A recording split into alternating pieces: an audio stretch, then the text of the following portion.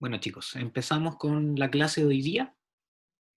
Vamos a partir con un ejemplo de desarrollo modular, que fue el ejercicio que realizamos en la clase anterior, y le vamos a sumar el trabajo con archivos, ¿ya? El manejo de archivos a través de funciones que van a estar en módulos independientes, ¿ya?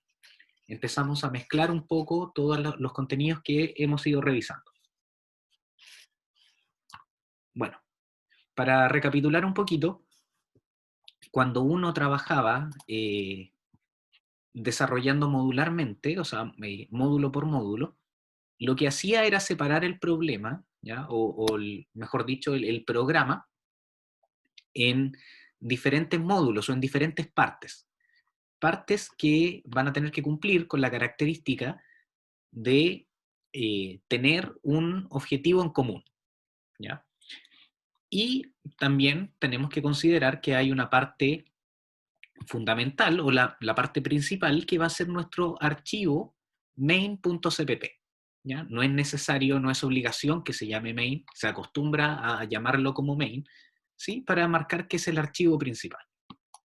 Y en este archivo principal se van a ejecutar todas las acciones que yo quiero o que necesito que se ejecuten para resolver un cierto problema, ¿sí? ¿Qué es lo que no va a estar presente? O, en otras palabras, ¿qué es lo que va a estar implementado en otros módulos o en módulos independientes a esto? Las funciones y las estructuras que yo voy a manejar o que voy a poder utilizar dentro del código, ¿sí? ¿Por qué se hace este desarrollo modular?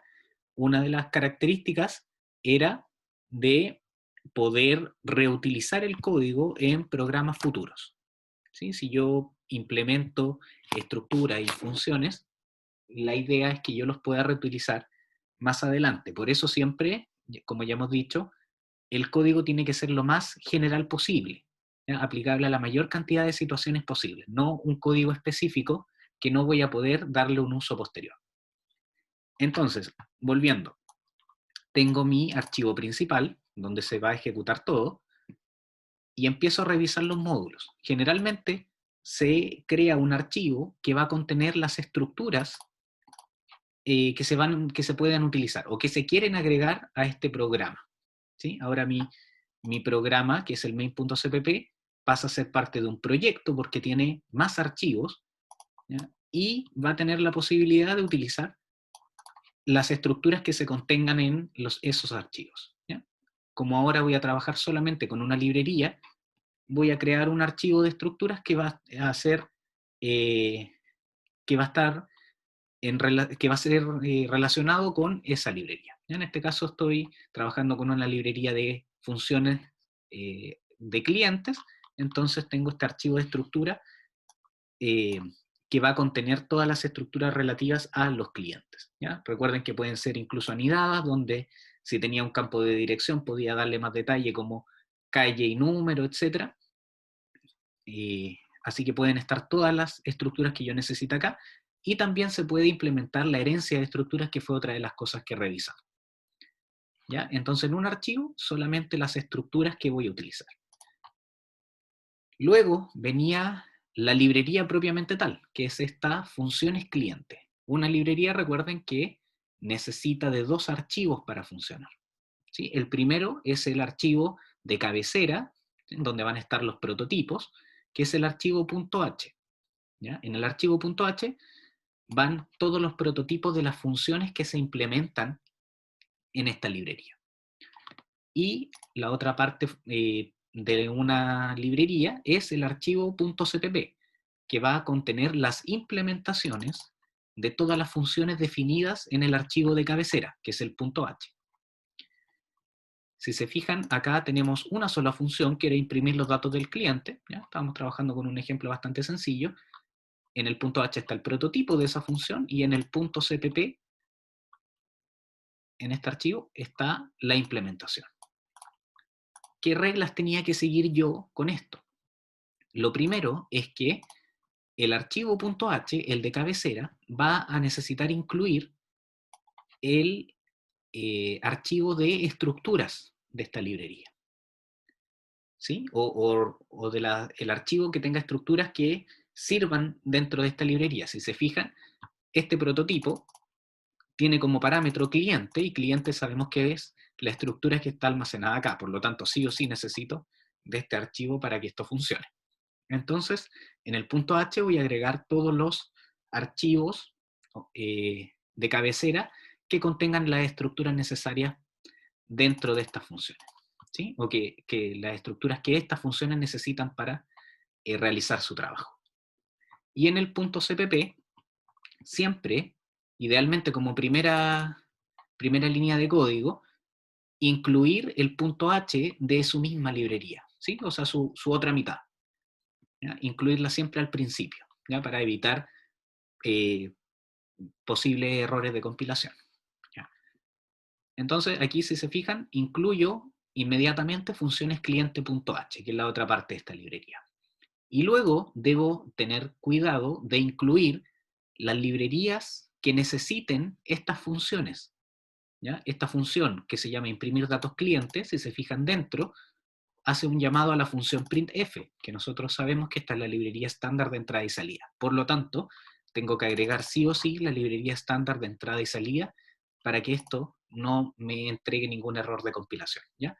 Si yo no pongo esto, que fue un ejemplo que hicimos el otro día, ¿ya? Recuerden que va a haber un error de compilación porque me va a indicar que printf no existe o no sabe lo que es. Entonces tiene que sí o sí ir. Por mucho que en el programa principal esté agregado, en este archivo no se encuentra agregado, por lo tanto, funciones cliente.cpp no sabe, si esto no aparece, acá no sabe qué es lo que es printf. Main.cpp sí sabe qué es lo que es printf, porque ya lo tiene agregado, pero funciones cliente no. Entonces, igual necesita ser agregado. ¿Ya? Y finalmente, bueno, como les dije, todas las librerías que se necesitan. Si hay operaciones matemáticas, recuerden, como ejemplo, la raíz cuadrada, etc., tendría que incluir la librería matemática y así con todos los casos que se presenten. Y finalmente, como ya pasé de hablar de un archivo a hablar de un proyecto, necesito compilar de otra manera. No es lo mismo compilar un archivo que compilar un proyecto. Entonces, voy a utilizar esta herramienta que se llama Makefile. El Makefile es simplemente una especie de plantilla en la cual yo voy a poder indicar qué es lo que quiero realizar o cómo quiero realizar el proceso de compilación. ¿Ya? Partiendo de la base que cuando ya mi proyecto tiene o cuenta con varios archivos .cpp, todos ellos debo compilarlos. Todos los archivos .cpp debo compilarlos. En este caso de mi proyecto tengo dos archivos .cpp. Por lo tanto, ambos debo compilarlos y finalmente obtener un archivo ejecutable a partir de estos dos procesos de compilación. Esto es bastante sencillo si cuento con solo dos archivos, pero podría contar con 1000, ¿cierto? Con 100, con 500, con 1000, con 10.000, etc. Y se volvería un proceso bastante tedioso de hacer uno a uno, ¿cierto? Si cada vez que cambio algo en un archivo debo compilarlo y después volver a generar el ejecutable, sería un proceso tedioso si hiciera modificaciones en varios de esos archivos, ¿ya? Entonces, obviamente debe existir una herramienta que agilice este proceso, y ese es el Makefile.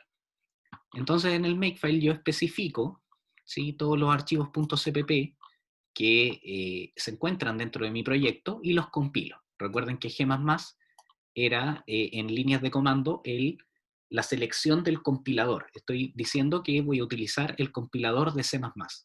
Luego el "-c" era la opción del compilador de C++ para justamente compilar, es decir, hacer la traducción desde código fuente, desde lo que yo escribo acá en el editor de texto, a un archivo que se va a llamar objeto y que va a contener ceros y unos resultados de esta traducción del código fuente a lenguaje de máquina, que es el lenguaje o el código binario, ¿sí? Entonces voy a compilar el archivo main.cpp. Entonces, como les dije, voy a traducir todas estas líneas de código fuente a ceros y unos, y eso va a quedar almacenado en un archivo objeto que se va a llamar de igual manera que este archivo, pero que va a tener una extensión .o. de objeto. Luego voy a hacer lo mismo para el archivo el archivo funciones clientes.cpp. ¿Sí? Selecciono el compilador de C++, le especifico la opción de compilar y voy a compilar ese archivo, funcionescliente.cpp. Por lo tanto, se va a generar un archivo que se va a llamar funcionescliente.o, que va a contener los ceros y unos resultados de la traducción del código fuente que aparece en este archivo, todo este código fuente. Y finalmente voy a enlazar los archivos objeto, voy a juntarlos para generar un archivo ejecutable. ¿Sí? Entonces, nuevamente selecciono el compilador de C++, la opción de "-o", para crear un ejecutable, que aquí va a aparecer el nombre de ese ejecutable, puede ser ejecutable, puede ser final, ¿cierto? Puede ser main, puede ser lo que ustedes quieran, ¿ya? Pero ahí se especifica el nombre de ese ejecutable, y que se va a formar a partir de los archivos objetos que yo especifique acá al lado. En este caso, del main.o, resultado de esta compilación, y el funciones cliente.o, que es el resultado de la compilación de este archivo. ¿Sí? Y ahí se va a generar el ejecutable que, valga la redundancia, va a estar listo para ejecución. ¿Sí?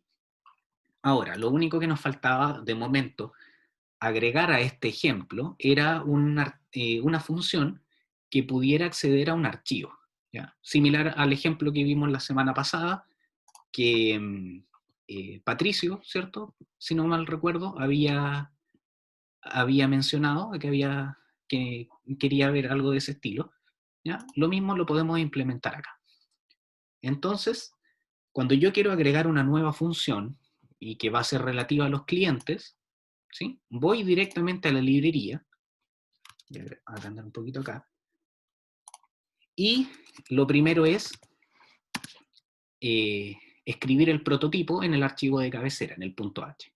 Entonces voy a crear mi prototipo, que en este caso sería guardar cliente. Guardar datos cliente. ¿Sí? Y que necesite el cliente que quiero guardar. ¿Sí? Ahora, esta línea de código, recuerden que el prototipo me sirve para escribir la implementación. Entonces tengo ahí, borro el punto y coma, abro y cierro llaves y escribo entre medio.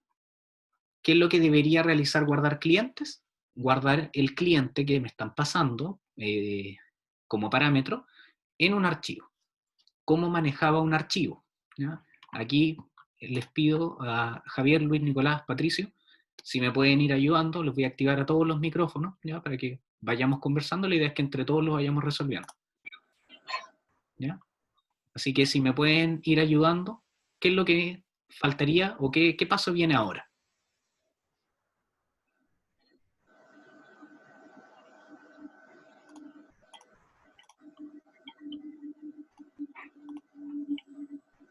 ¿Sí? Que ya implementé el prototipo. Ahora voy a la implementación de esta función que se va a encargar de guardar los datos del cliente que le paso como parámetro en un archivo. ¿Ya? ¿Cuál sería el primer paso o la primera línea de código que se ejecuta en esa función, al llamar a esa función? Crear un puntero de tipo file. ¿Ya? Exacto. Cuando uno trabaja con archivos, ¿cierto? Lo primero que hace es crear un puntero a este tipo especial de dato que va a ser el archivo, ¿ya?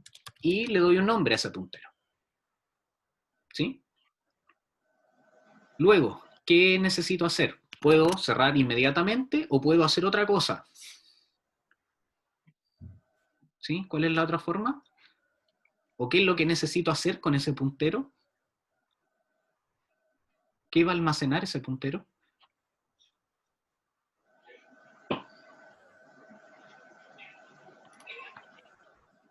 Nicolás,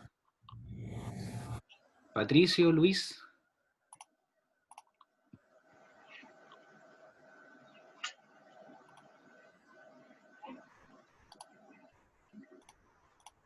¿No? ¿Nadie? Bueno, generalmente aquí vamos a abrir el archivo, ¿sí? Que va a entregar una dirección de memoria a ese puntero donde va a estar ubicada la información de este archivo.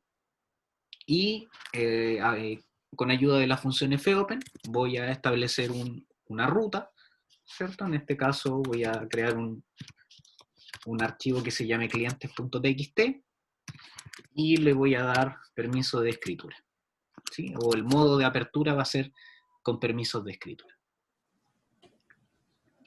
¿Ya? ¿Qué información sobre el archivo puedo sacar con esta línea de código? Puedo saber dónde está, ¿cierto? Dónde va a quedar almacenado, cómo se llama, y lo más importante, qué permisos tiene y en qué modo se abrió, ¿sí? Que en este caso sería en modo texto, ¿sí? Con permisos de escritura. Ahora, si estoy trabajando con un archivo de texto y quiero escribir, ¿cómo lo hago? ¿O qué función debo utilizar? FWrite. ¿Cómo? Perdón. FWrite. Write, ¿cómo se pronuncia? No, estamos trabajando con texto. Cuando escribía texto plano, que podía ser formateado, ¿sí? Ocupaba el fprintf, ¿sí? Y fprintf lo que me solicita es, como se fijan acá, el flujo, ¿cierto? Que va a ser el archivo, y finalmente lo mismo que el printf, que sería el formato, ¿sí? Todo lo que va entre comillas dobles, y finalmente los parámetros que puedan reemplazar algún especificador de tipo que vaya entre medio. Entonces, yo necesito darle el flujo del archivo, que ahí está. Luego, el formato, que podría ser, ¿cierto? Nombre, ¿qué más tenía? Apellido, edad. Ya, nombre, que va a tener, perdón, un string. Puedo tener apellido, ¿cierto? Que también va a ser un string.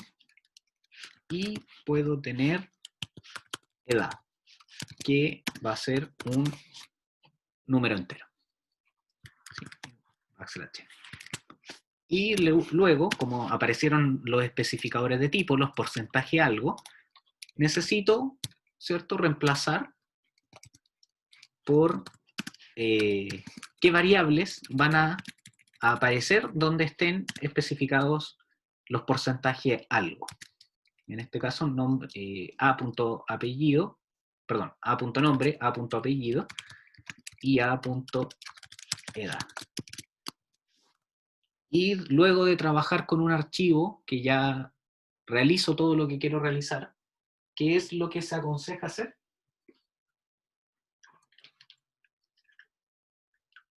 Para terminar, ¿Cuál es el archivo? cerrar el archivo. ¿Ya? ¿Y cómo cierro el archivo? Fclose. Fclose, perfecto. Denme un segundo que me estoy quedando sin batería.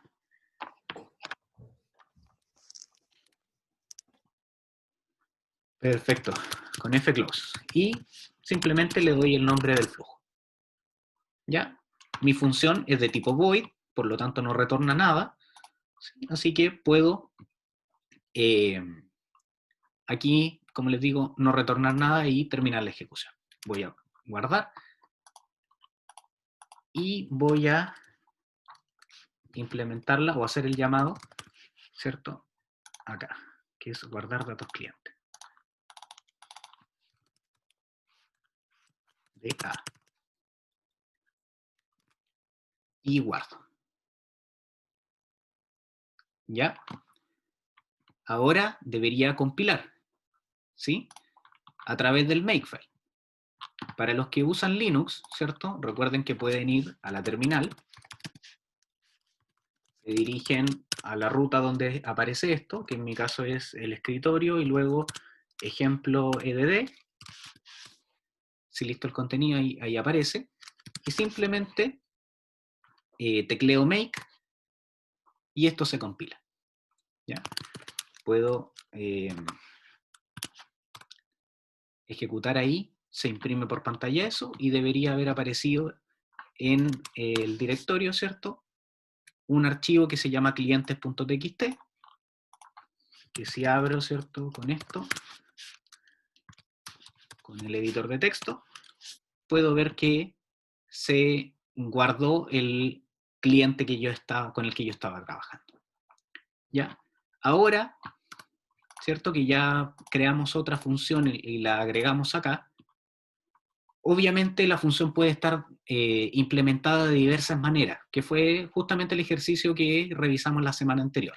¿Sí? Aquí recuerden que yo podía incluir el flujo como parámetro, ¿sí? Que yo manejara la apertura y clausura del flujo en el mismo programa principal, y que cuando yo llamara acá, ¿cierto? Podía llamarlo con los dos parámetros, darle el flujo y darle el cliente, y también algunas otras eh, opciones, ¿cierto? Que van a depender de lo que yo quiera hacer o qué tan general quiero hacer cada una de las funciones.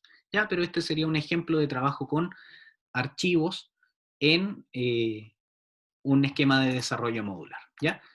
Recuerden que el flujo o su flujo de trabajo para implementar una nueva función siempre tiene que ser ir a la librería, crear el prototipo en el archivo de cabecera, el .h, luego ir a el archivo .cpp y escribir la implementación de la función, y la llamada se hace desde el programa principal. ¿Ya? Ahora, para los que tienen Windows, quiero, si tienen a mano este proyecto, ya que recuerden que está en el campus virtual, listo para descargar, pueden, ¿cierto?, crear su propio Makefile o utilizar acá el Makefile que viene, ¿ya? En el caso de proyectos futuros como el que vamos a trabajar hoy día, ya pueden crear ustedes su propio Makefile acá mismo en el Gini, y voy a correr un poquito esta barra porque me está molestando. Y pueden compilar directamente desde acá, ¿ya? En Windows, ¿cierto? Bueno, en Linux, como vimos, se puede a través de la terminal, ¿ya? Y el Gini de Linux también proporciona una terminal acá en su interfaz, ¿ya? Pero en Windows, según lo que me decían el día martes, la terminal no aparece acá, ¿ya?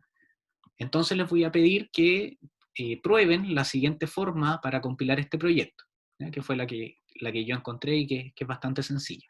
Se posicionan sobre el Makefile, ¿ya? Recuerden que deben estar todos los archivos en la misma carpeta, ¿sí? En el mismo directorio de trabajo, ¿ya? Si se fijan aquí aparecen todos mis archivos.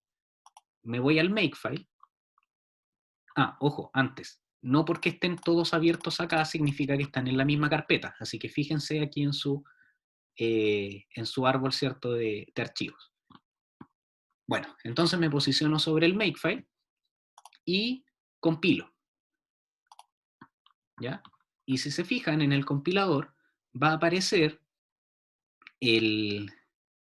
todas las líneas de comandos que podríamos decir que se ejecutaron, ¿ya? Por lo tanto, se compiló estos dos archivos, se compilaron esos dos archivos y luego se creó el ejecutable, ¿ya? Voy a borrar acá los archivos .o y el ejecutable para partir todo de nuevo, ¿ya? Aquí están todos bueno, y el cliente txt también lo voy a borrar, ¿ya? Están todos mis archivos originales, y ahora voy a repetir el proceso, voy al Makefile y compilo sobre el Makefile, ¿ya?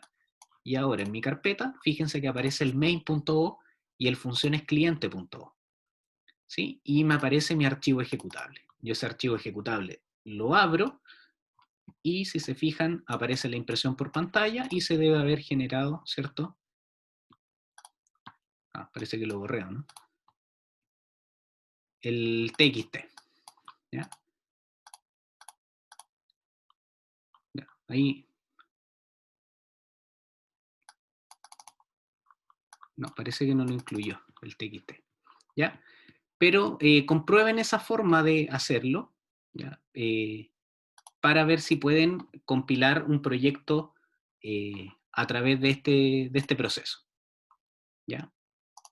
Si alguno de ustedes averiguó, que también era algo que les había solicitado, si alguno averiguó cómo se puede compilar en Windows cuando se encuentra un proyecto, ya igual podría compartirlo ahora. ¿Sí? Si alguien lo sabe, ¿sí? Puede levantar la mano o escribir para que lo comparta con los compañeros.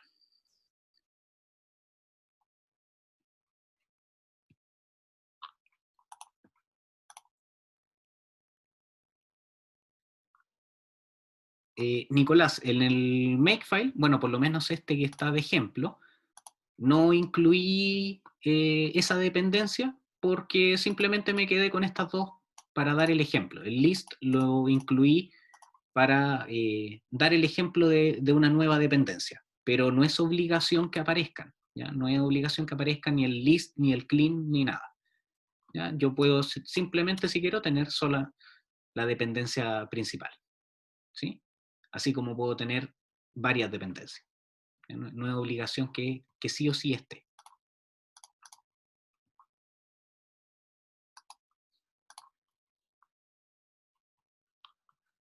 ¿Ya? ¿Alguna duda con este primer ejercicio? Vamos a pasar a un segundo ejercicio previo a la clase, ¿ya? Que fue lo que habló Javier el día martes, y luego empezamos con la clase.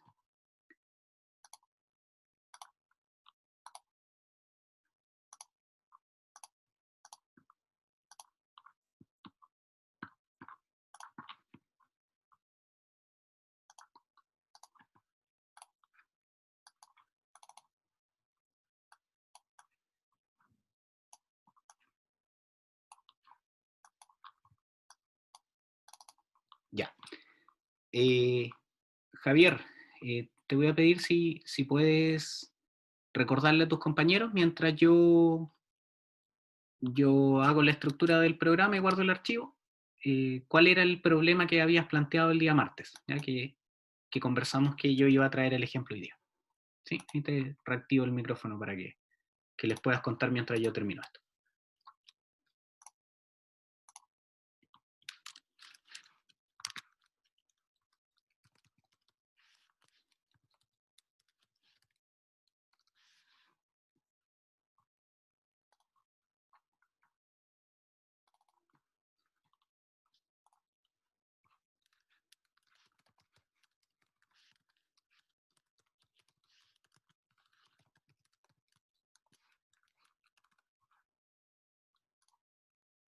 Javier, ¿estás por ahí?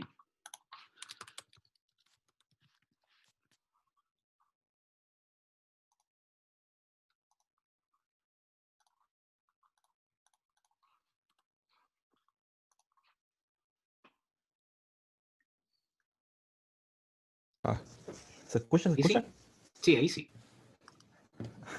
Es que tenía el micrófono apagado y no me había dado cuenta aquí. Ah, ya, sí, a mí igual de repente me pasa, así que no hay problema. Ya. Si le Ya, puedes lo que contar a había tus preguntado era, compañeros. sí, era cómo, si tengo un archivo binario donde guardo todos mis datos, ¿cómo puedo borrar uno en específico? Por ejemplo, uno que está en la mitad del binario, arriba, abajo, no sé, ¿cómo puedo borrar el que yo quiera y sin corromper todos los datos? ¿Y por qué la pregunta? ¿Por la tarea? Por la tarea. ¿Sí? Ya. Perfecto. Vamos a hacer un ejemplo, obviamente muy básico. No vamos a trabajar con estructuras ni nada, porque eso va a ser parte de la tarea, ¿sí? Pero vamos a ver la idea general de cómo hacerlo, ¿ya? Bueno, entonces, como les decía Javier, la idea es borrar un elemento de un archivo binario, ¿sí? O también se puede aplicar a un archivo de texto, ¿sí? Pero en este caso es binario por cómo estamos trabajando con la tarea, ¿ya? En este caso, como les dije, voy a trabajar con valores básicos, ¿sí? Voy a trabajar con variables enteras, que van a ser los valores que yo voy a guardar dentro de mi archivo binario, ¿sí? Bueno, como siempre, ustedes ya saben, y lo acabamos de ver también, voy a, bueno, aquí para que se aprecie un poquito más, voy a abrir primero el archivo, ¿sí? Entonces creo este puntero al tipo especial de dato que es el archivo. Yo voy a dar el nombre de archivo, voy a abrir, ¿sí? Y le voy a poner un nombre. En este caso, archivo de ejemplo.txt. Y, perdón, .bin. ¿Sí? Estamos trabajando con binario, utilizamos ese formato. Y le voy a dar el modo de apertura con permisos de escritura y, obviamente, binario. ¿Sí? Luego, tengo que escribir los datos en ese archivo. Entonces, voy a indicar por pantalla que estoy escribiendo los datos.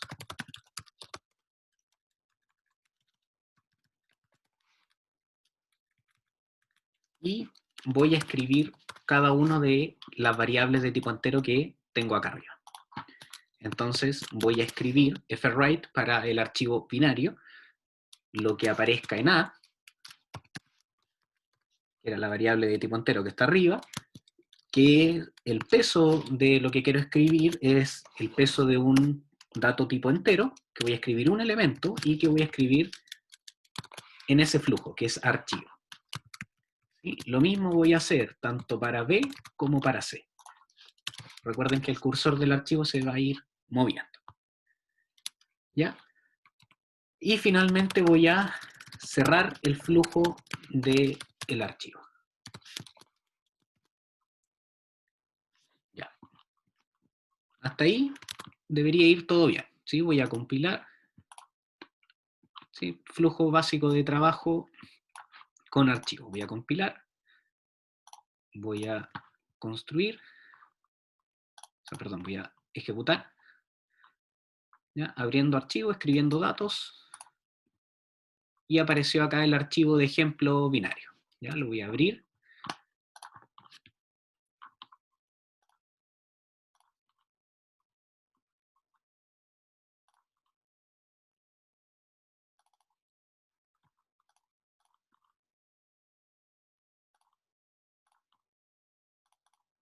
Y aquí aparece, fíjense, el 1, el 2 y el 3. ¿Ya? Recuerden que va escribiendo, lo primero que escribe es el byte de menor peso, ¿sí? Entonces después se va encadenando hasta el de mayor peso, ¿sí? Entonces podríamos decir que esto está al revés, ¿sí? Pero ahí aparece el 1. ¿Ya? Aquí aparece el 2 y aquí aparece el 3. Perfecto, ya creamos el archivo. ¿Sí? Voy a borrar esto y voy a seguir editando mi programa. Ahora, la idea o el problema principal era abrir este archivo y poder eliminar uno de sus elementos. Entonces, luego de crear este archivo, voy a volver a utilizar el puntero que quedó creado anteriormente y lo voy a volver a abrir. ¿Sí? Voy a copiar eso, ¿sí? Voy a abrir el archivo de ejemplo, pero esta vez con permiso de lectura. ¿Ya? Como ya lo escribí, ahora quiero leerlo y analizarlo. Y aquí viene la primera consideración que hay que tener, o el primer truco para lograr esto, que es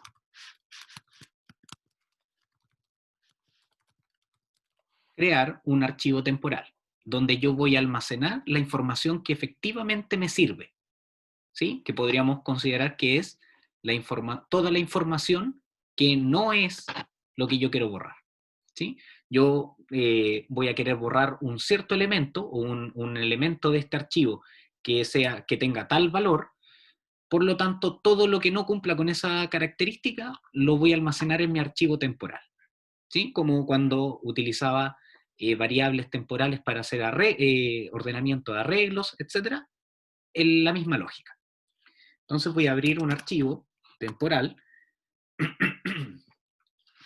que, bueno, tengo que abrirlo primero, que se va a llamar archivo temporal .bin y que va a tener permisos para escribir y que va a ser binario. Ahora, como estoy trabajando con variables de tipo entero, también voy a crear otra variable que va a ser la data temporal.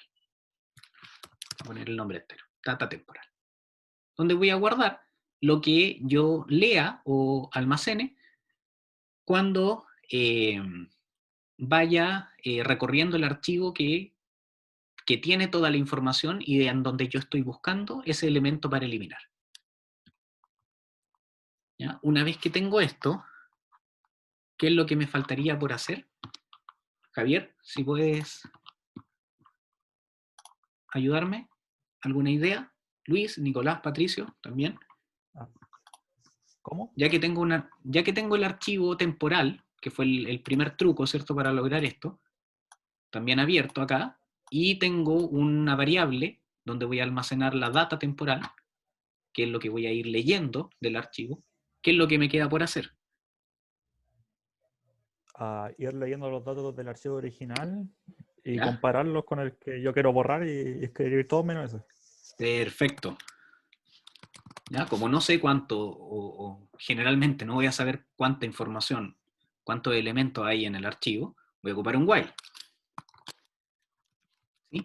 Y el while, aquí tengo que tener ojo, lo voy a condicionar directamente con la función de lectura.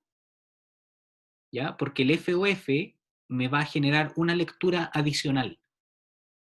¿Ya? Como lee mientras no llegue al final, ¿sí? Me va a indicar cuando llega al final una vez que terminó de analizar los elementos y la próxima vez que vuelva a tratar de leer, se va a encontrar que no hay más elementos. Por lo tanto, me va a sumar una lectura adicional. ¿Sí? De ahí voy a hacer el cambio para que vean qué es lo que pasa con el FOF. Por lo tanto, como consejo, cuando ustedes quieran recorrer el archivo, ¿sí?, extrayendo información desde dentro y no solamente que les marque el final, ¿ya?, condicionen sus bucles con las funciones de lectura directamente. Entonces, si lo que yo quiero leer, ¿sí?, que voy a almacenar en data temporal, que va a tener el tamaño de un entero, voy a leer un elemento y a través del flujo de archivo, si eso es distinto de 0, o sea que hay algún valor, ¿sí?, lo que voy a hacer es, bueno, voy a leer, me va a indicar que efectivamente estoy leyendo algo y ahora me toca comparar, ¿sí? Y aquí simplemente me falta establecer que si data temporal, que recuerden que es donde almacené lo que leí, es igual a algún valor, imagínense que queremos eliminar el 2, porque el que está al medio es igual a 2, realizo algo, ¿sí? Y si no se cumple esa condición, realizo otra cosa, ¿sí? Javier, última ayuda. ¿Qué es lo que debería hacer en cada caso?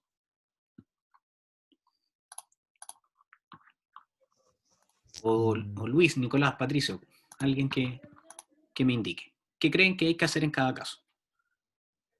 Si el archivo temporal, o sea, si los datos son iguales a 2, ¿Ya?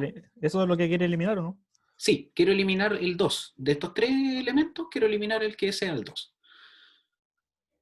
Entonces, si Pues si data es igual a temporal, 2, que fue lo que leí, es igual a 2, ¿qué hago? pasar de largo. Pasar de largo. Exacto. Y bueno, para pasar de largo un poquito más elegantemente,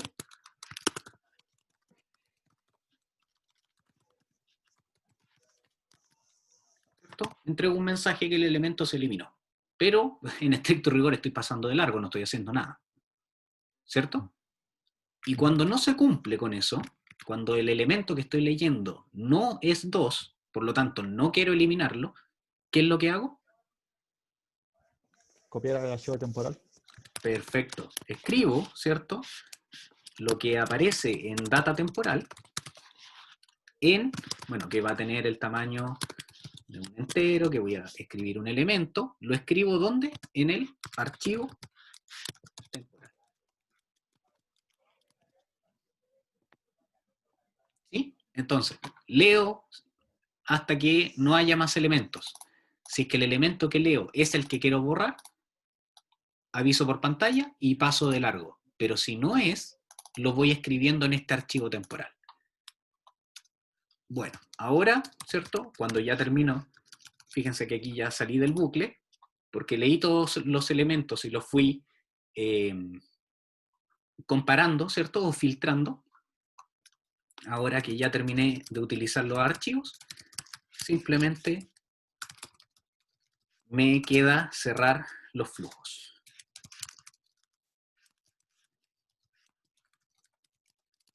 Ya. ¿Qué falta? ¿O por qué esto todavía? Veamos. ¿Por qué esto todavía no está completamente bien? Voy a compilar. Voy a ejecutar. Aquí me dice abriendo archivo, escribiendo datos, elemento eliminado. Se crearon dos archivos binarios, archivo de ejemplo y archivo temporal, los cuales voy a abrir. Archivo de ejemplo, que tiene el 1, el 2 y el 3. Y el otro es archivo temporal, que tiene solo el 1 y el 3. Fíjense que se eliminó el 2, porque en esa iteración pasó de largo. ¿Qué faltaría hacer? Porque esto no satisface, ¿cierto?, la necesidad que se planteó, que es eliminar del archivo original, podríamos decir, eliminar ese elemento. ¿Cuál Pues es la forma más fácil de solucionar este problema? Lo eliminar voy a el hacer. archivo original y nombrar el otro. Exacto. Entonces lo voy a hacer como si lo estuviera haciendo sin programación, sino que con el simple manejo del mouse. Si este archivo temporal es lo que está correcto, ¿cierto? Lo que hago es eliminar el original y le doy el mismo nombre al archivo que tenía el nombre de temporal. ¿Sí? Y eso es tan complicado como utilizar la función remove y la función rename. La función remove, como su nombre lo indica, remueve o elimina un archivo. ¿Sí? ¿Qué es lo que voy a eliminar? El archivo de ejemplo. ¿Y qué es lo que voy a renombrar? Me pide primero el nombre, fíjense, del antiguo, el nombre actual del archivo que quiero renombrar es archivo temporal bin, y el nombre nuevo que le voy a poner es archivo de ejemplo.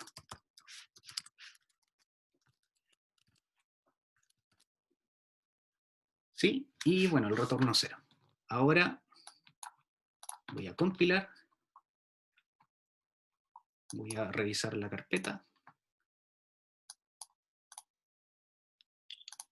voy a eliminar estos dos, voy a compilar de nuevo y voy a ejecutar. Y fíjense que quedó solamente un archivo que se llama archivo ejemplo. Voy a eliminar estos y voy a abrir el archivo que aparece ahí. Y está solamente el 1 y el 3. ¿Sí? Y problema solucionado. Así que esa sería la forma de eliminar el elemento que estoy buscando. ¿Qué es lo que cambia con lo que tienen que implementar ustedes? Que tiene que estar en una función de primera. Y obviamente el criterio que van a usar para eliminarlo, ¿cierto? Y obviamente que no van a utilizar número de enteros, sino que van a utilizar una estructura. Así que esa sería una forma para realizar esa tarea. Javier, ¿quedó claro? Patricio, Sí, Nicolás, quedó claro. Luis, ¿se entiende? Sí, me surgió una pequeña duda. Sí, dime nomás. En el remove y en el rename ¿Sí? se coloca la dirección de donde se encuentra el archivo. Exacto. En Lo- este caso yo estoy usando solo el nombre porque estoy trabajando con claro, todos porque los está en el archivos en la misma mismo. carpeta. Pero claro, si yo tuviera, fíjate que este es mi directorio de trabajo, si yo tuviera aquí, no sé, otra carpeta que se llame archivos, ¿cierto? Y mi flujo, cuando abrí mi archivo, le especifiqué esa ruta, ¿sí? Ahí tendría que obviamente editar esto, ¿sí? O sea, porque ese archivo está en archivo, en la carpeta archivos y después tiene su nombre. ¿Sí? Yo lo trabajé solamente con los nombres porque estaba trabajando con todos los archivos en el mismo directorio. ¿Ya? Pero en caso de que tengan una ruta, la pueden especificar ahí en el nombre.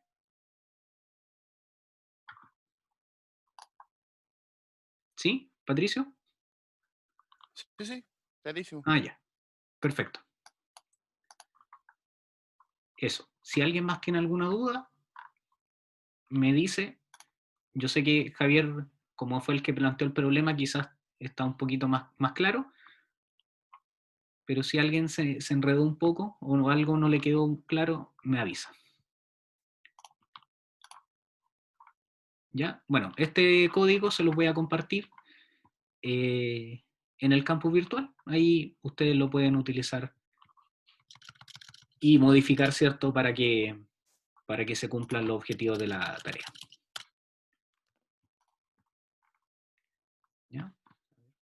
Voy a cerrar estas ventanas. Voy a comprobar que haya quedado funcionando.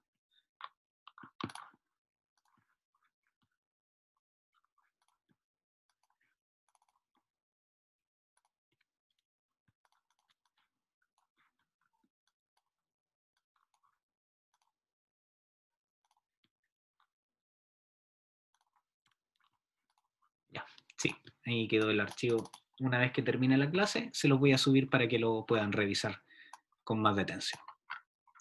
Ya, bueno, ahora vamos a la clase de hoy día.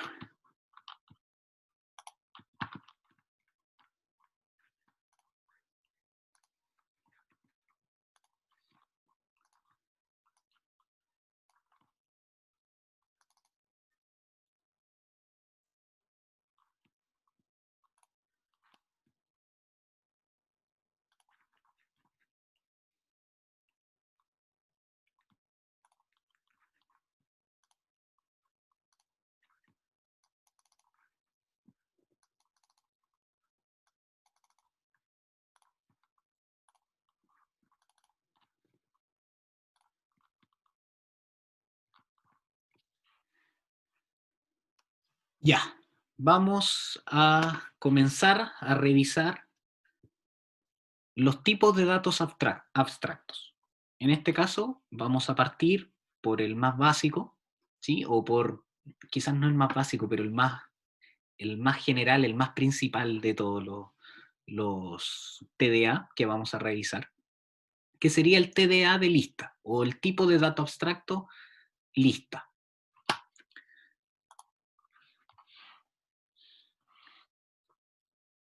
Bueno, como generalidades, el TDA, o el tipo de dato abstracto, es similar al concepto de encapsulación de una función, ¿sí? Así como nosotros creamos estas funciones que van a trabajar bajo el mismo nombre, ¿cierto? Y que van a realizar una tarea en específico, ¿ya? Nosotros podemos agrupar una cierta cantidad de eh, elementos, ¿ya? De momento los vamos a llamar elementos, bajo un mismo nombre y que van a tener una especie de comportamiento de caja negra, ¿cierto? O sea, nosotros vamos a realizar, entregarle información para que esto realice algo y en la salida nosotros vamos a obtener un resultado, pero desentendiéndonos un poco de lo que pasa dentro o, en otras palabras, el cómo lo hizo. ¿Ya? Nos va a interesar entregar la información y obtener un resultado. Pero el cómo lo hizo, en este caso, nos vamos a desprender un poco. ¿ya? Entonces vamos a encapsular todas estas acciones, todos estos elementos, para trabajar con una cierta estructura. Entonces, un TDA define una nueva clase de objeto o concepto que puede manejarse con independencia de la estructura de datos para representarlo. Para ello, es necesario definir, lo primero, las operaciones que se pueden realizar con este tipo de dato abstracto, ¿ya? Y el efecto que producen las operaciones sobre el TDA, o sea, qué va a realizar cada una de estas operaciones.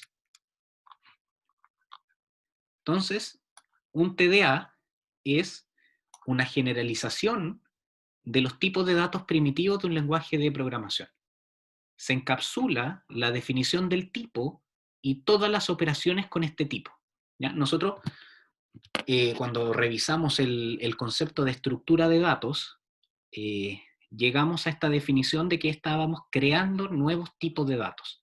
Ya nos saltábamos de los tipos de datos primitivos y que generábamos nuestra propia información, nuestro propio tipo de información. Entonces esto es extenderlo un poco más y reunir toda la información que tenemos sobre eso y encapsularla. Bajo un mismo nombre va a funcionar todo esto que nosotros vayamos creando. Entonces, como les dije, vamos a tener esto, por eso el nivel de, por eso la palabra abstracción, que nos abstraemos un poquito de qué es lo que pasa, y vamos a tener de partida una condición previa, un cómo que va a estar encapsulado, o sea que va a ejecutarse por debajo, y finalmente una condición posterior. A mí simplemente me va a interesar lo que yo ingreso y lo que yo obtengo. Cómo lo hizo va a ser lo que está dentro de esta gran caja de instrucciones. Ahora, se presentan en un principio los TDA lineales, ¿sí? O este tipo de dato abstracto, este gran conjunto de acciones sobre un tipo de dato, que pueden ser de forma lineal.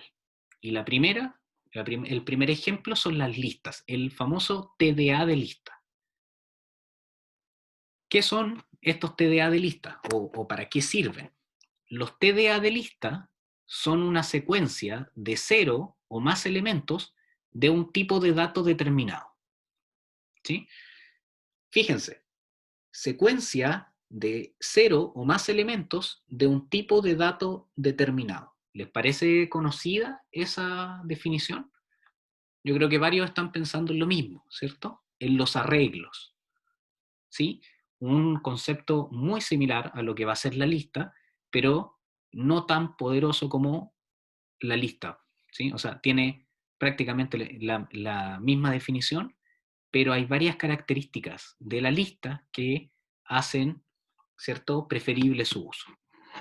Y lo que los diferenciaría en esta oportunidad, o leyendo esta definición, en este caso sería que la lista puede tener 0 elementos, ¿sí? O sea que el arreglo no puede, recuerden que sí o sí hay que reservar espacio para un elemento. Entonces, una lista se va a formar por elementos, ¿cierto? Numerados entre el A1 hasta el AN, ¿cierto? N elementos, donde N puede ser mayor o igual a 0. ¿Sí? Puedo tener 0 elementos en una lista. Podríamos verlo como en un ejemplo gráfico, por decirlo de algún modo, que tengamos una lista sin elementos y podríamos considerarlo como el título de la lista. O sea, tengo el papel para escribir mi lista, pero no tengo elementos dentro. ¿Ya? La longitud de la lista o la cantidad de elementos es n, y un elemento que puede ser denominado a sub i está en la posición i de la lista. ¿Sí? No tiene la numeración que se presenta en los arreglos, ¿cierto? Que está numerado desde 0, sino que su numeración parte en 1, porque puede tener un elemento y también puede tener 0, lo que acabamos de decir. Si n es 0, entonces la lista se encuentra vacía, o sea, solo está la hoja disponible para escribir elementos. ¿Sí? Existe la lista, pero no tiene elementos dentro. ¿Ya? Está el espacio reservado, pero no hay elementos dentro. Cuando yo empiece a colocar información en la lista, van a empezar a existir los elementos que en este caso podrían ser denominados como A1, A2, A3, etc.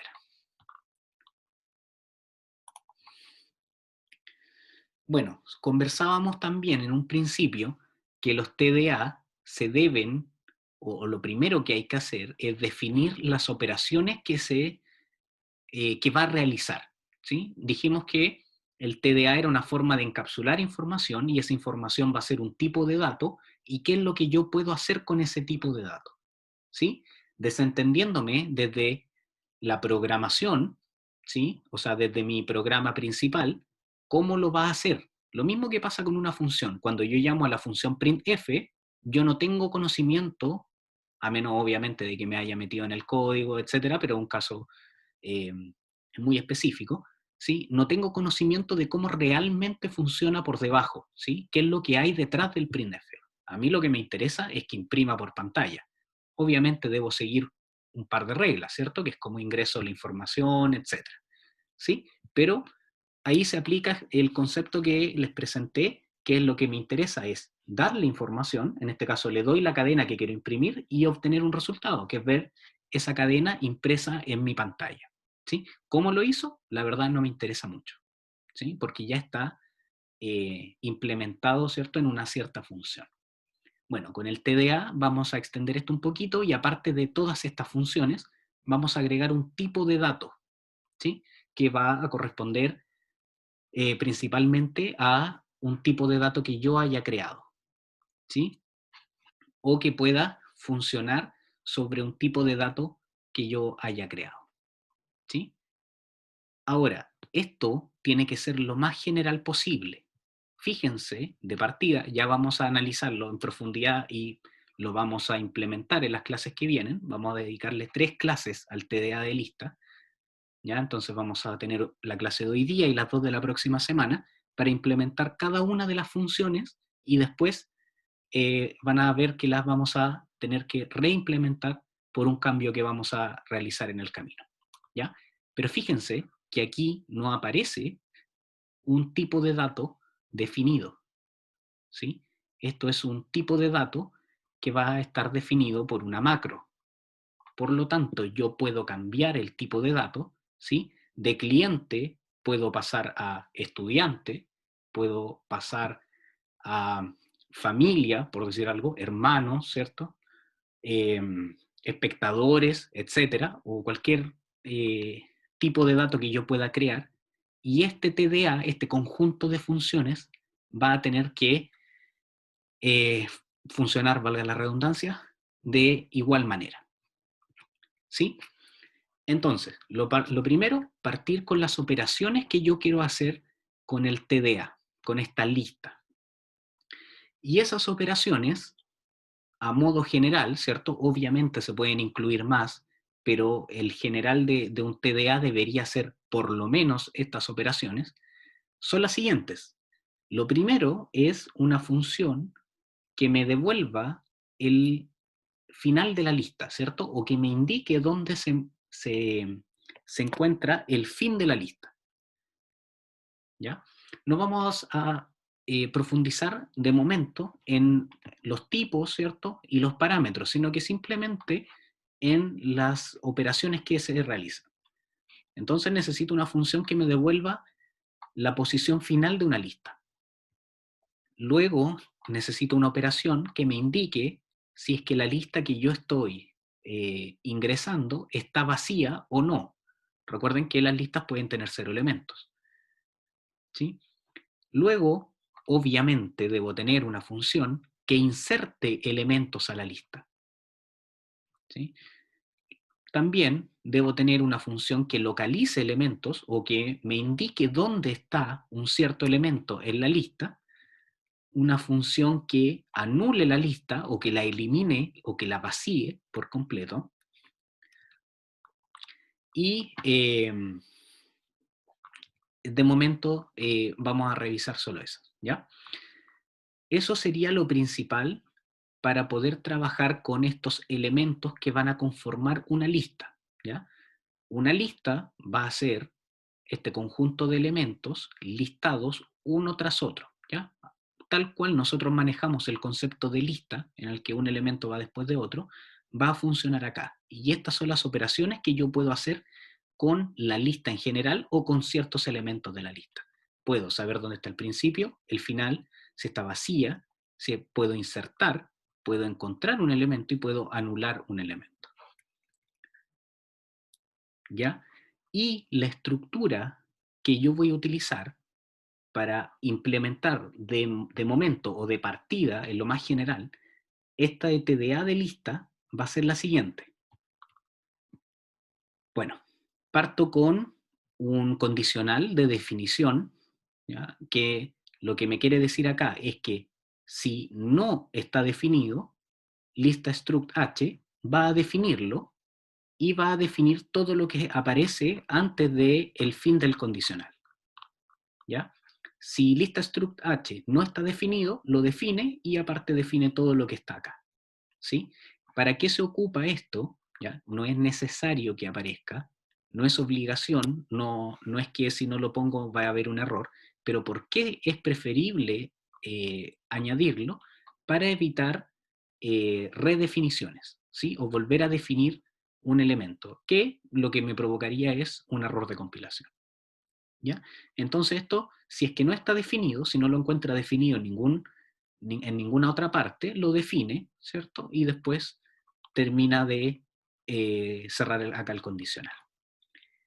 Bueno, ya dicho eso, vamos a revisar lo que contiene esta estructura. Yo les dije que tipo dato estaba definido por una macro. Recuerden que la macro era esta variable simbólica en el cual en el proceso de preprocesamiento, ¿cierto? Reemplaza esta palabra, o cada vez que se encuentra esta palabra en el código la reemplaza por lo que aparece a la derecha. Tipo de dato en este momento es entero, ¿sí? En este momento, porque esto yo lo puedo cambiar, ¿sí? Si yo cambio eso, imagínense, un cambio básico, lo voy a cambiar a flotante, las funciones que yo implemente también van a cambiar su tipo de parámetro. Ahora esto va a ser flotante, ¿sí? Por lo tanto, todas las funciones que yo acabo de implementar, que son todas estas, van a funcionar ahora para un tipo de datos flotante, ¿sí? Las mismas funciones, los mismos procesos, pero ahora, con el simple cambio del tipo de dato que estoy utilizando, cambian todas mis funciones, ¿sí? Y se pueden ejecutar. Si se fijan, esto es hacerlo lo más general posible, ¿sí? Como cuando antiguamente, para evitar tener que cambiar en el código muchas veces algo, ocupaba una variable global, ¿cierto? Aquí yo creo que más de alguno trabajó con Arduino, ¿cierto? Que con una variable global podía manejar un cierto pin, ¿sí? Y después si yo cambiaba en el hardware la conexión de ese pin, me bastaba cambiar una sola línea de código y se desencadenaba hacia abajo, ¿sí? Y no era necesario cambiar línea por línea. Aquí es más o menos la misma idea. Si yo ahora este TDA, que son todas las operaciones, lo quiero implementar en otra cosa, ¿ya? Y ahora lo puedo extender incluso para otros tipos de datos que van a ser nuestras estructuras. Si quiero, en vez de ahora tener clientes, tener estudiantes, por ejemplo, simplemente cambio acá y mi TDA sigue funcionando para todo, por lo tanto no necesito reimplementar todas las funciones, todas las operaciones, ¿sí? No necesito crear otra biblioteca que me permita trabajar ahora con estudiantes y no con clientes.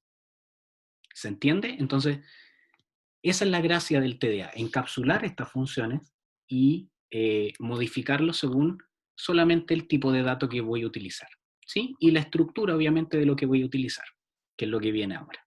¿Ya? Entonces, con ese simple cambio, voy a poder darle un funcionamiento completamente nuevo según mis necesidades, ¿ya? Si yo ahora necesito aplicar estas mismas funciones en otra cosa, por ejemplo, en inversionistas, en deudores, en etcétera, ¿ya? Lo puedo ocupar. no solamente me encasilla en clientes o en estudiantes, sino que lo puedo ocupar para lo que yo necesite. Simplemente haciendo un pequeño cambio acá. ¿Ya? Y la estructura como tal va a ser la siguiente, o esto es lo que nosotros vamos a ver dentro de las listas. En las listas hay elementos, ¿sí? Generalmente nosotros en una lista hacemos un punteo, ¿cierto? Y después de cada guión viene un elemento. Aquí esos elementos van a estar representados por nodos, ¿sí? Cada nodo va a ser un cuadradito de información. Ya les voy a decir por qué un cuadrado, ¿cierto? O una caja con información. Lo vamos a ver de manera un poquito más gráfica con un dibujo. ¿Ya? Entonces cada elemento de la lista va a ser un nodo cuya información, fíjense, va a ser un tipo dato. Aquí definí la estructura que se llama nodo y que como campos tiene un tipo dato, que recuerden que tipo dato es un entero, que se va a llamar dato, por lo tanto guardo un número dentro, nodo, ¿sí? Pero un nodo también, si yo cambio acá, puede ser un estudiante, acuérdense, ¿sí? O un flotante, o lo que yo quiera que sea. Y tiene, fíjense, un puntero a una estructura de tipo nodo, o sea, tiene un puntero a un elemento que es de tipo nodo, que se va a llamar next, que me va a indicar la dirección de memoria del siguiente elemento de esta lista. ¿Ya? Las listas, recuerden que tienen elementos que vienen uno tras otro, ¿cierto? En un punteo. Acá lo mismo, pero cada elemento es una cajita y cada cajita tiene la dirección de memoria de la siguiente cajita. ¿Ya? Así como en los arreglos. Teníamos que las cajitas tenían direcciones de memoria consecutivas. Recuerden que una de las gracias de utilizar cierta estructura y memoria dinámica, etcétera, ¿ya? Va a hacer que voy a poder tener múltiples elementos, pero no necesariamente consecutivos en la memoria. Voy a poder unirlos a través de direcciones de memoria. ¿Sí? Y finalmente voy a definir que cuando yo cree una lista, ¿sí? o este tipo de dato lista, lo que voy a estar haciendo es crear un puntero a un nodo. ¿Sí? O sea, voy a almacenar una dirección de memoria del primer elemento.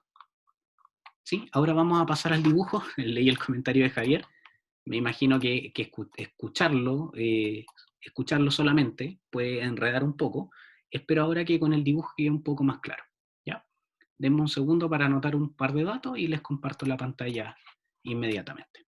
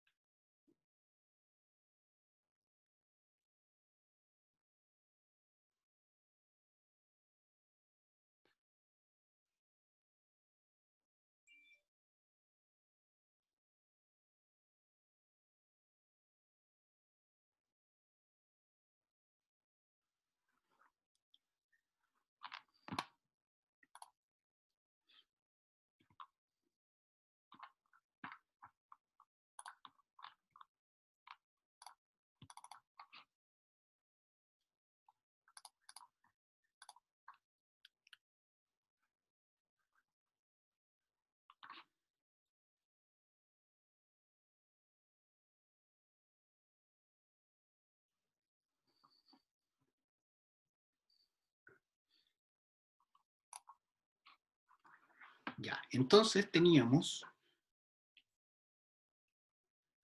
que ¿cierto? Teníamos las siguientes líneas de código. Teníamos definido qué tipo dato iba a ser entero, ¿sí? O que donde apareciera tipo dato en el código se iba a reemplazar por la palabra entero, por lo tanto se iban a definir variables de ese tipo. Y tenía la estructura principal de mi TDA, que va a ser un nodo, o así se va a llamar, que dentro, en sus campos, va a tener un tipo dato, que ya saben que es un entero, que se va a llamar dato, y que va a tener otro campo, que es un puntero, una estructura de tipo nodo. o sea, la dirección de memoria de otro elemento de este tipo, porque esta es la estructura tipo nodo. Y que se va a llamar next. ¿Por qué se llama next? Porque en estricto rigor lo que me va a indicar es dónde está el siguiente elemento de esta lista. Recuerden que las listas son elementos consecutivos. ¿Ya? Y finalmente voy a definir que cada vez que yo en el código ocupe la palabra lista con mayúscula, refiriéndome a crear una lista, lo que voy a estar definiendo en verdad es un puntero a un nodo. ¿Ya? Y ahora viene, yo creo que un poquito la aclaración de cómo en verdad funciona esto. Denme un segundo, cerrar un par de cositas. ¿Ya? De cómo en verdad funciona esto. Yo les dije que en una lista, ¿cierto? Imagínense mi lista del supermercado. Lo que yo hago generalmente es anotar de esta manera, ¿cierto? Tengo que comprar bebida, tengo que comprar pan, tengo que comprar, etcétera, etcétera, etcétera. ¿Sí? Bueno, esto va a funcionar de la misma manera, pero tengo que considerar que cada uno de estos elementos va a ser una cajita, ¿cierto? Que va a ser un nodo, y que yo voy a saber el orden o cómo viene, cuál viene después del otro, a partir o a través de este puntero que me apunta al siguiente elemento. ¿Cómo? O cómo se puede ver en un dibujo. Esta misma lista, o aplicado, ¿cierto?, a esto, sería de esta manera. Yo voy a crear una lista, ¿sí? Una lista es un nodo, perdón, un puntero a un nodo, o sea, es la dirección de memoria del primer elemento de esta lista. ¿Sí? Esto va a tener una dirección. Perfecto. Inventemos una dirección. 1, 2, 3. ¿Sí? Ahí empieza mi lista. Ahí está posicionado el primer elemento de una lista. ¿Ya? Pero sé la dirección de memoria, pero ese elemento es un nodo. ¿Ya? Y un nodo es una cajita que ya sabemos que tiene una dirección y que dentro va a tener este tipo dato que va a ser perdón, que se va a llamar dato. Voy a dibujar un poquito más grande, denme un segundo.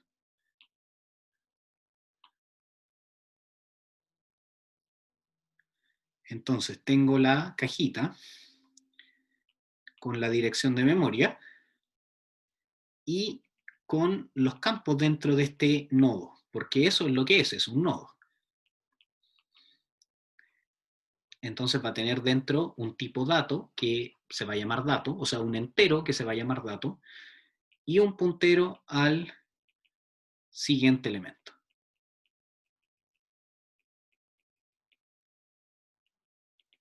¿Sí?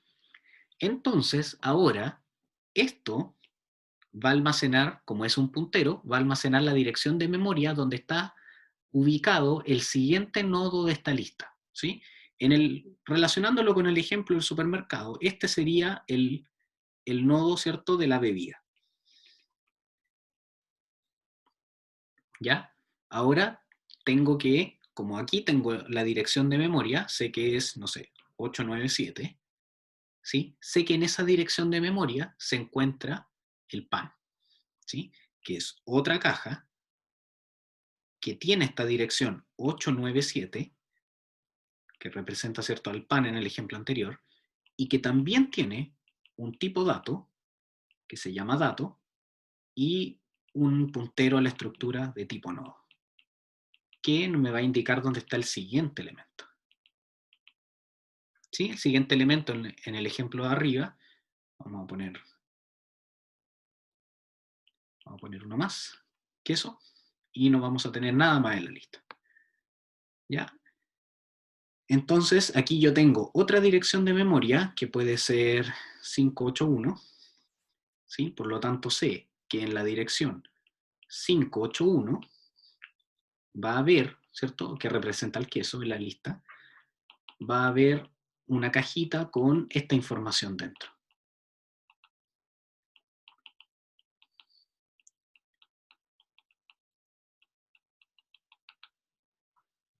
¿Sí? Y si se fijan, mi lista arriba no tiene más elementos. Por lo tanto, si mi lista no tiene más elementos, significa que queso, ¿cierto? O esta cajita que representa el queso, es mi último elemento. Y eso me hace o me indica que el puntero que tiene dentro esta cajita no tiene almacenado nada, porque no apunta a ningún lugar, porque no hay ningún otro elemento dentro de esta lista. ¿Ya? ¿Cómo se une esto? De esta manera. Fíjense que cada dirección de memoria que está en el puntero de tipo, el puntero a nodo, que se llama next, me va a ir, entre comillas, encadenando estas cajas, ¿sí? Y así se va a ir generando una lista, ¿sí? A través de las direcciones de memoria al siguiente elemento. ¿Sí? ¿Se entiende? Necesito aquí, por favor, si hay alguna duda, que la expresen de inmediato. ¿Ya? Yo sé que esto en un principio es un poco enredado, pero necesito que consulten lo que más puedan si es que tienen alguna duda. Javier, ¿se arregló un poquito el rompecabezas? ¿Se entiende un poquito más?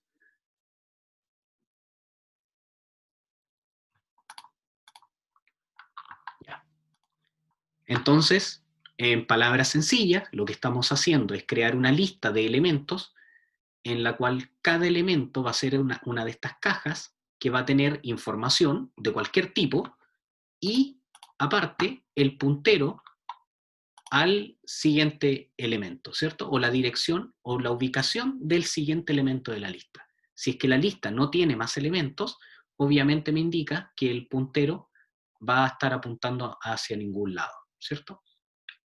Bueno, ¿qué pasa o cómo se reconoce cuando un puntero no apunta hacia ninguna dirección o no tiene una dirección de memoria dentro? Se establece como nulo. ¿Sí? Todo en mayúscula, null. Es una macro para indicar que el puntero está vacío. ¿Sí? Así voy a saber que el puntero no apunta hacia ninguna dirección. ¿Se entiende? Una lista vacía, ¿sí? Porque esto sería una lista con 3 elementos. Una lista vacía, recordemos que lista estaba definida como un puntero a un nodo, ¿sí? Una lista vacía sería que ese puntero fuera nulo. Por lo tanto, esta lista no tiene ningún elemento, porque la dirección de memoria del primer elemento no existe, ¿sí? No está definida. ¿Ya? O está definida como vacía, como nula. ¿Sí? En cambio, arriba hay una lista, ¿cierto? En cuya dirección de memoria parten 1, 2, 3, que sería la dirección de memoria del primer elemento, y luego se van encadenando estas cajitas una tras otra. ¿Ya? Sobre esto yo tengo que trabajar para realizar mis operaciones, ¿sí?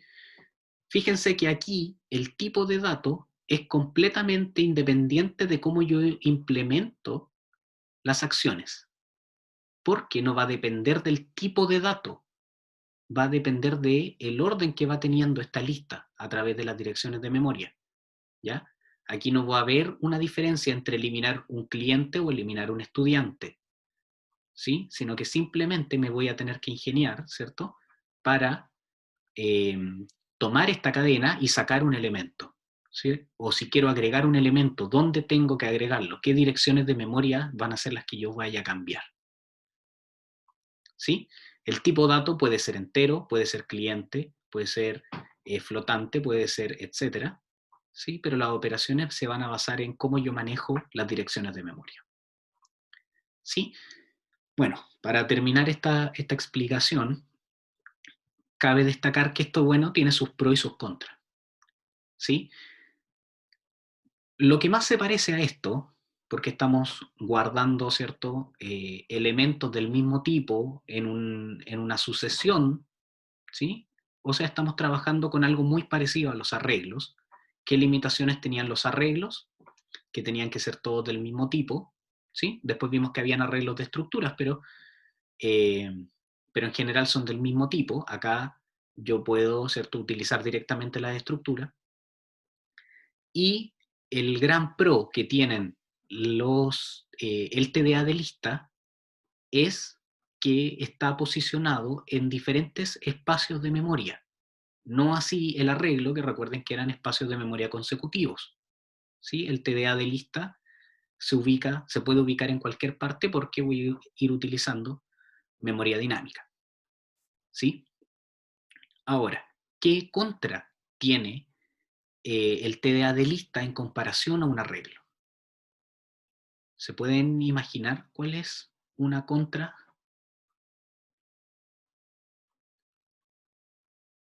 del TDA de lista contra que es más lento? Es exacto, que es más lento. ¿Por qué? ¿O por qué lógicamente debiera ser más lento? Porque en un arreglo las posiciones de memoria son consecutivas. Por lo tanto, si yo quiero acceder al 10º elemento de un arreglo, el computador lo que hace es simplemente multiplicar por 10, ¿cierto? La dirección de, sumarle 10 espacios, ¿cierto? A la dirección de memoria donde empieza el arreglo y llega inmediatamente. Una operación matemática que resuelve muy rápido y que ya se encuentra en la dirección de memoria donde está el décimo elemento del arreglo. ¿Sí? En cambio, en un TDA de lista, como están repartidas por cualquier parte de la memoria, sí o sí tengo que ir uno tras otro moviéndome dentro de estas direcciones de memoria, ¿cierto? O sea, parto acá, perdón. O sea, parto acá, luego me muevo hacia acá, ¿cierto? Luego me muevo hacia acá, y así sucesivamente. Por lo tanto, voy a tener que caminar los 10 espacios y no saltármelos como podría ser en el arreglo. Gano una cosa, pierdo otra, ¿sí? Pero obviamente me da una mayor flexibilidad utilizar el TDA de lista, ¿sí? Y de esta manera funciona. Tiene información, cualquiera sea el tipo, y tiene un puntero al siguiente elemento. Esto es lo que se conoce como una lista enlazada simple, ¿sí? O enlazada de una sola vía. ¿Ya? Ahora vamos a empezar a implementarla. ¿Ya? Les voy a pedir que abran sus editores de texto. Vamos a empezar a implementarla. Yo lo voy a hacer acá. Y les pido que vayan, ¿cierto?, copiando para que vayamos revisando inmediatamente. ¿Ya? Hoy día vamos a hacer la primera parte. Como les dije, vamos a tener 2 clases más. Y ahí lo vamos a terminar por completo. ¿Ya? Denme un segundo para compartirles la pantalla.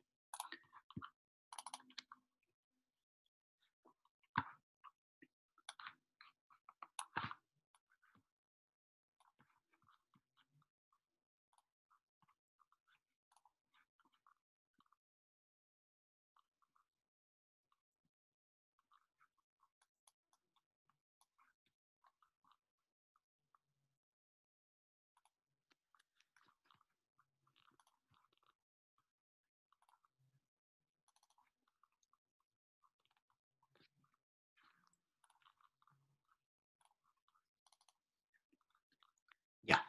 Entonces, recordemos que esta era nuestra estructura, ¿cierto? Por lo tanto, vamos a empezar a implementar el TDA de lista desde hoy día.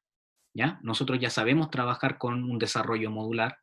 Ahora nos están dando las estructuras para utilizar, ya tenemos un archivo, y vamos a empezar de a poco a implementar las funciones, ¿cierto? O las operaciones de este TDA de lista. ¿Ya? Entonces nos vamos a ir a nuestro editor de texto, vamos a empezar a crear nuestros archivos, ¿cierto? Yo tengo ya una carpetita por acá.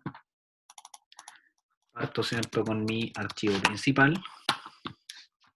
Voy a crear otro archivo que va a ser, como bien saben, el archivo de las estructuras.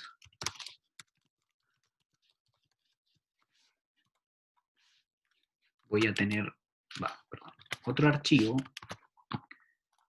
que va a ser la cabecera de la librería, ¿cierto? Le voy a poner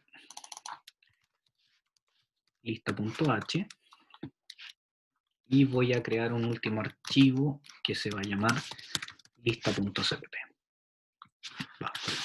Escritorio. Ahí sí. Y me faltó un último archivo que se llame makefile. ¿Ya? Y ahí ya tendría creado mi proyecto. Ahora, empecemos a rellenar. Como siempre, ustedes saben que en el archivo principal se ubica la función main, ¿cierto? Siempre incluimos la librería estándar de entrada y salida, ¿cierto? Y el retorno de datos. ¿Ya? En el archivo de las estructuras, ¿cierto? Vamos a llevar lo que aparece, ¿cierto? En la presentación, ¿ya? La definición de la estructura. Entonces, colocamos que si no está definido, la lista struct h la definimos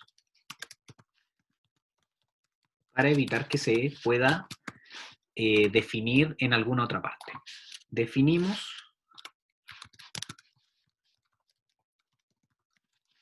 que cuando aparezca tipo de datos se reemplace por entero y definimos, ¿cierto?, la estructura nodo que va a contener el tipo dato y el puntero al siguiente elemento. Tipo dato que se llame dato y un puntero a una estructura de tipo nodo que se llame next.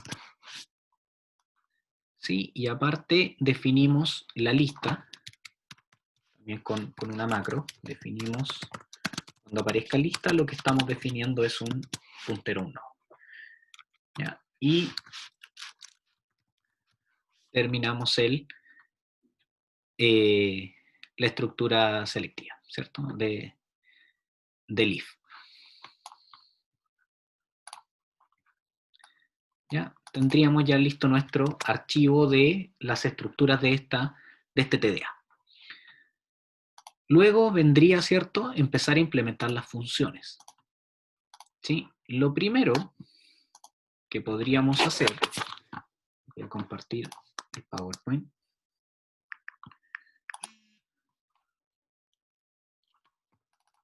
Lo primero que podríamos hacer es lo siguiente.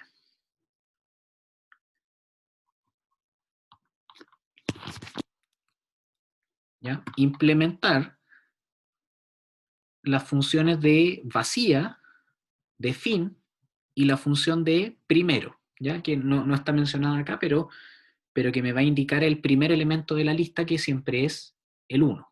¿Sí? Bueno, empecemos a implementar eso.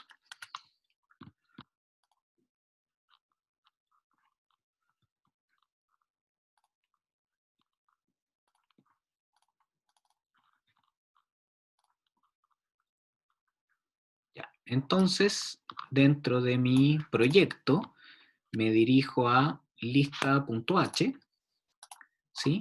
Donde recuerden que voy a tener que incluir el archivo con las estructuras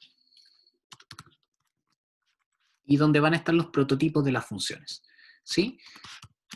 Vacía era de tipo booleana, ¿ya? Que me iba a pedir la lista. Voy a implementar también al tiro los prototipos de... No, bueno, lo voy a dejar para... Bueno, mejor dejémoslo considerando la hora, hagámoslo de inmediato. La función primero, que como les dije va a entregar el primer elemento de la lista, o mejor dicho, la posición, y finalmente la función fin, que me va a entregar la última posición de la lista. ¿Ya? Volviendo un poquito a las definiciones, Vamos a cambiar aquí. Ahora sí nos vamos a centrar en las definiciones y en los tipos de datos. Fin, que es lo que acabamos de implementar como prototipo, es de tipo entero. Le pasamos la lista y devuelve la posición que sigue a la posición n de una lista. ¿Ya? Recuerden que la posición n era la última posición de la lista, por lo tanto, cuando yo ejecuto o hago el llamado a la función fin, lo que me devuelve es la posición siguiente a la última posición ocupada de una lista. O sea, si la lista tiene 5 elementos, el fin me va a entregar un número 6, ¿sí? Porque es de tipo entero. Vacía, que es de tipo booleano, va a retornar, ¿cierto?, un valor que es verdadero o falso. Va a entregar verdadero si la lista L está vacía y falso en el caso contrario. ¿Ya? Entonces, si la lista se encuentra vacía, me va a entregar un verdadero. Pero si la lista no está vacía, me va a entregar un falso. ¿Ya? Y eso es lo que vamos a ver ahora.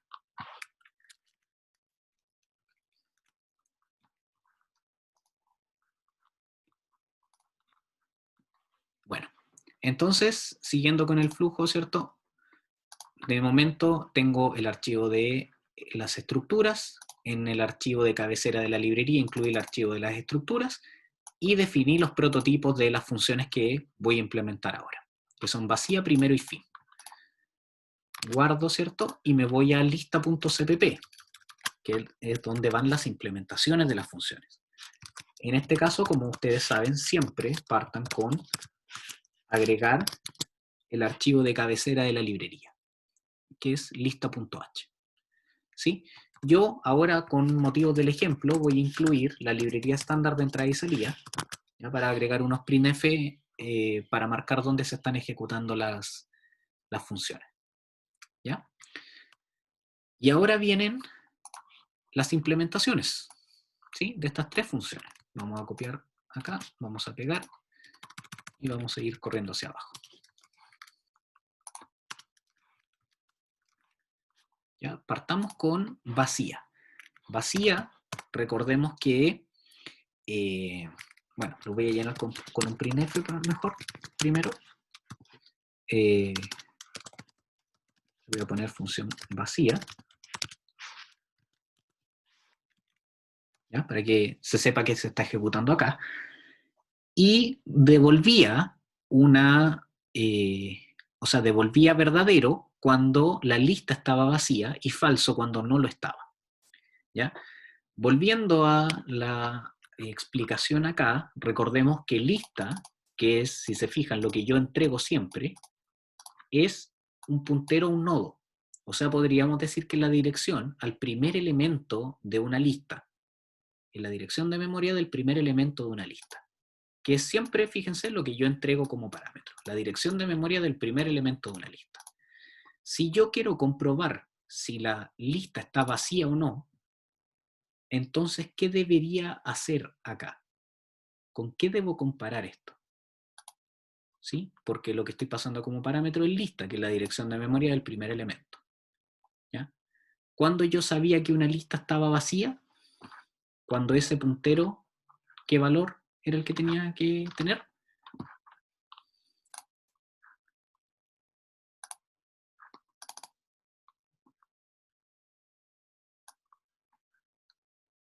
¿Alguien? Javier, Luis, Nicolás, Patricio. Si yo tengo la función vacía, que lo que tiene como parámetro es lista, siendo lista un puntero al nodo, que es el primer elemento de la lista, ¿ya? ¿Cómo identifico si es que tiene información o no tiene? Lo mencioné hace poquito. ¿Con qué lo debo comparar?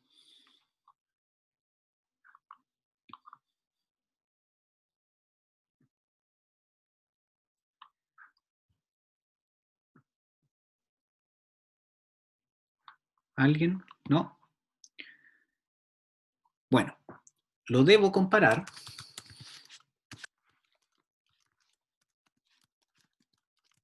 con la macro null. ¿Ya? Recuerden que null me iba a indicar si el puntero estaba vacío o no. ¿Ya? ¿Cuál es la lógica acá? Yo voy a retornar lo que me responda esta comparación. Yo estoy comparando lista, que recuerden que era la dirección de memoria del primer elemento de esta lista, con nulo. Si esto resulta ser verdadero, aquí se genera un 1, y esto retorna un 1, que significaría ser verdadero. O sea, si es que lista efectivamente está vacía, esto se convierte en un 1 y la función vacía retorna un 1. Por lo tanto, retorna un verdadero. Si es que lista no es igual a nulo, eso quiere decir que hay una dirección de memoria almacenada acá, ¿ya? Esto se transforma en un 0 y vacía retorna un 0 o un falso. ¿Ya? Entonces acá estoy indicando que la lista está vacía. ¿Sí? ¿Se entiende? Chicos, si pueden responder en el chat.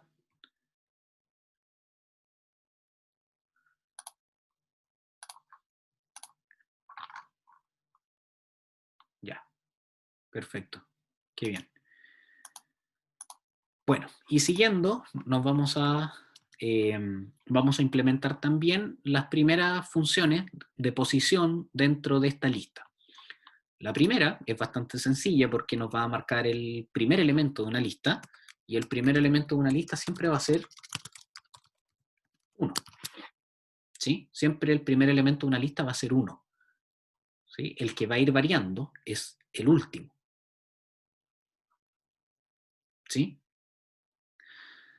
¿Ya? Entonces voy a retornar un 1. Siempre, porque ese es el primer elemento de la lista. Y finalmente voy a implementar la función del fin. ¿Ya? Voy a volver un poquito al PowerPoint para mostrarle un par de cositas.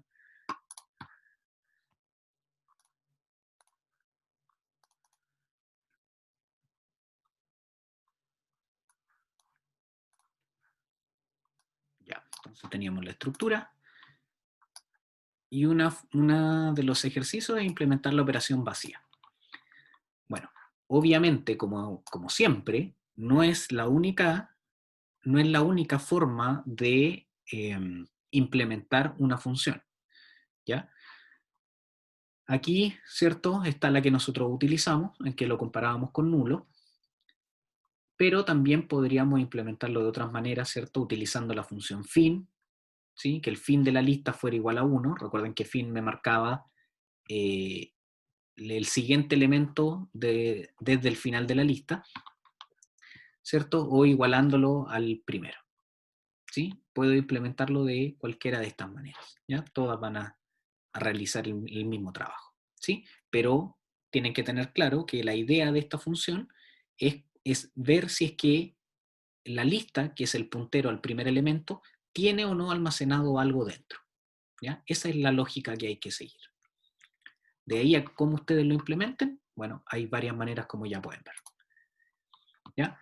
Y ahora, para terminar, vamos a implementar la función fin. Ya, la función fin, denme un segundo.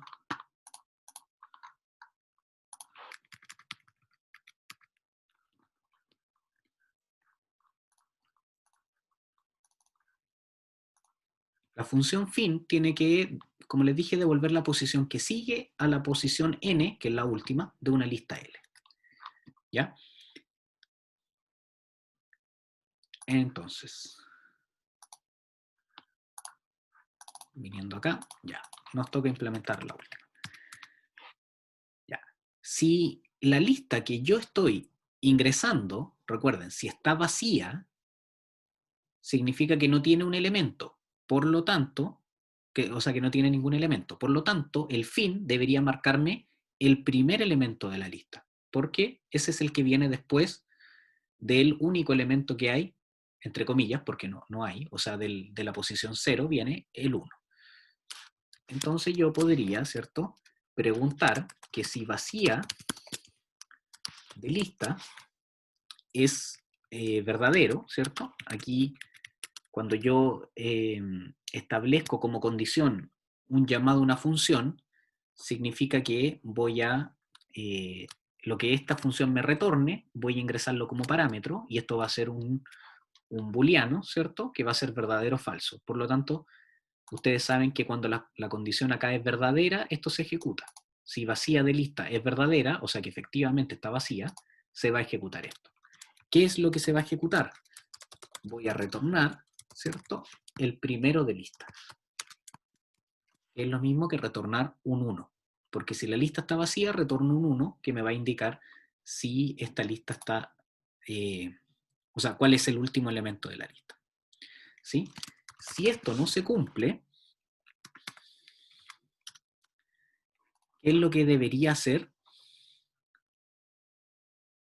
¿A alguien se le ocurre? Para ir cerrando ya, ¿a alguien se le ocurre qué es lo que podríamos hacer? Ya sabemos que cuando no hay elementos devolvemos un 1. Pero cuando hay elementos, por ejemplo 5, yo tengo que devolver un 6.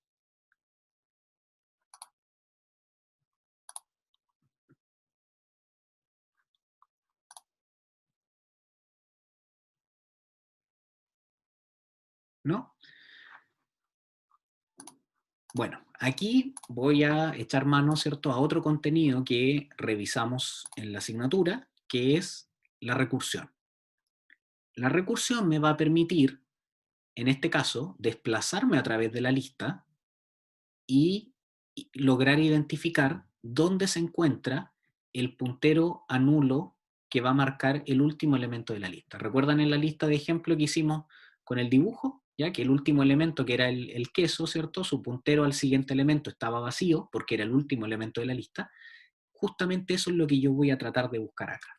Entonces, si es que la lista no está vacía, me voy a empezar a mover y voy a sumar 1 a este número entero que voy a generar acá. ¿Ya? Entonces, si no está vacía, ¿cierto? Voy a retornar un 1 más lo que me devuelva el fin, ¿cierto? Pasándole otra lista, que es la lista que estaría ubicada, ¿cierto?, en el siguiente elemento. ¿Sí? Recuerden que lista, porque fin, lo que necesita como parámetro es una lista. Lista es un puntero a un nodo, o la dirección de memoria de un nodo, que en este caso es el primero, pero puede ser cualquiera. ¿Sí? En estricto rigor, lo que marca es la dirección de memoria del primer nodo, pero yo puedo pasarle cualquier dirección de un nodo. ¿Sí? En este caso le estoy pasando la dirección de memoria del siguiente elemento, ¿sí?, del next.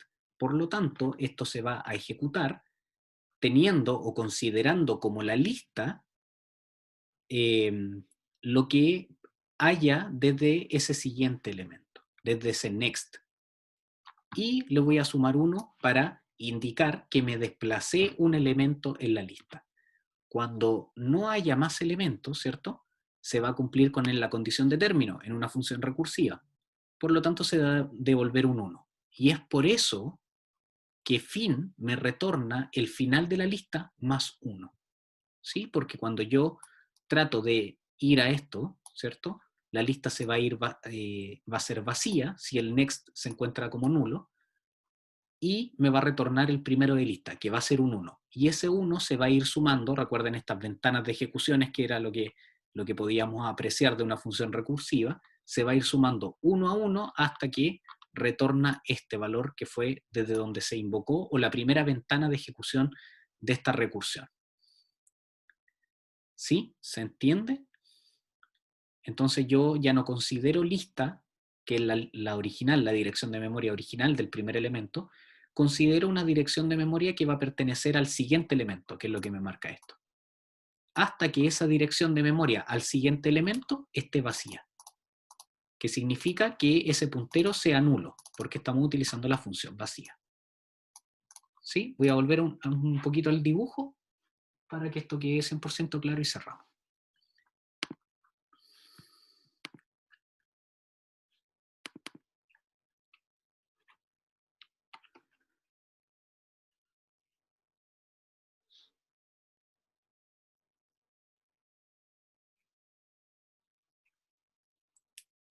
¿Ya? Entonces teníamos esto. Y mi función fin de lista, vamos a poner acá abajo,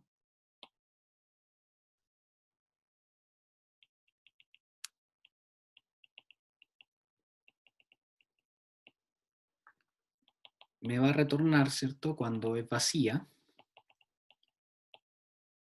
me va a retornar el primero.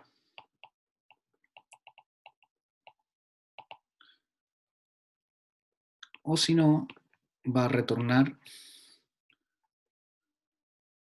1 más fin de lista flecha, porque estoy trabajando con direcciones de memoria, next. Fíjense, lista es la dirección de memoria del primer elemento, del 1, 2, 3, o sea, acá, de la bebida. ¿Sí? Yo ingreso, ¿cierto? O hago fin de 1, 2, 3. Eso, si yo obviamente veo cómo se ejecuta la función, me va a preguntar si la lista está vacía. Que la lista estuviera vacía significaba que ese puntero no apuntara a ningún lugar. ¿Sí? Cosa que no pasa. Por lo tanto, me retorna, esto me va a retornar un 1 más el fin de lista next, siendo lista 1, 2, 3. Por lo tanto, lista next es este 897. ¿Sí? Aquí ejecuto, ¿cierto? Fin de 897. Me pregunta si eso está vacío, ¿sí? Y como no lo está, me va a retornar un 1 más el fin de el next de 897, ¿sí? Que en este caso sería el 581. ¿Ya? Entonces ejecuto el fin de 581, ¿sí? Me va a preguntar si eso está vacío, no, y retorno el, retorno el 1 más el fin de lo que tiene 581 como next. Aquí está 581, y lo que tiene como next es null. Por lo tanto, retorno 1, voy a correr un poquito más para el lado. Retorno 1 más el fin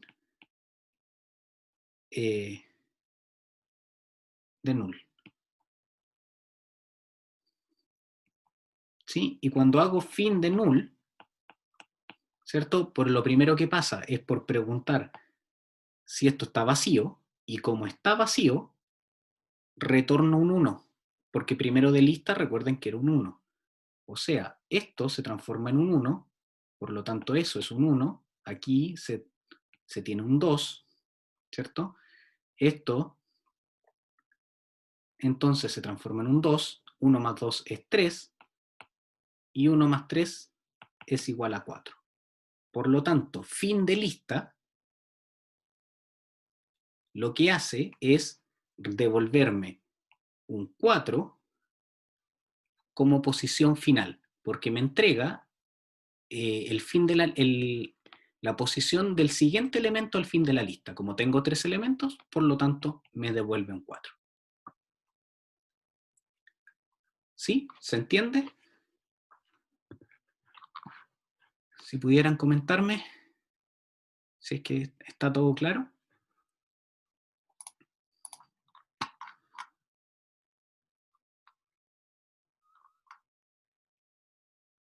¿Sí? Bueno.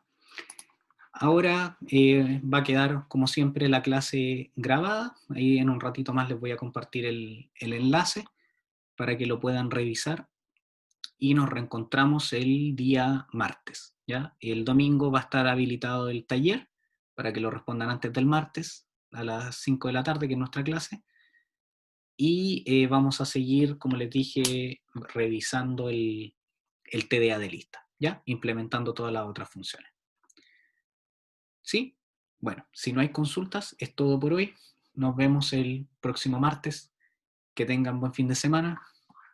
Nos vemos. Cuídense.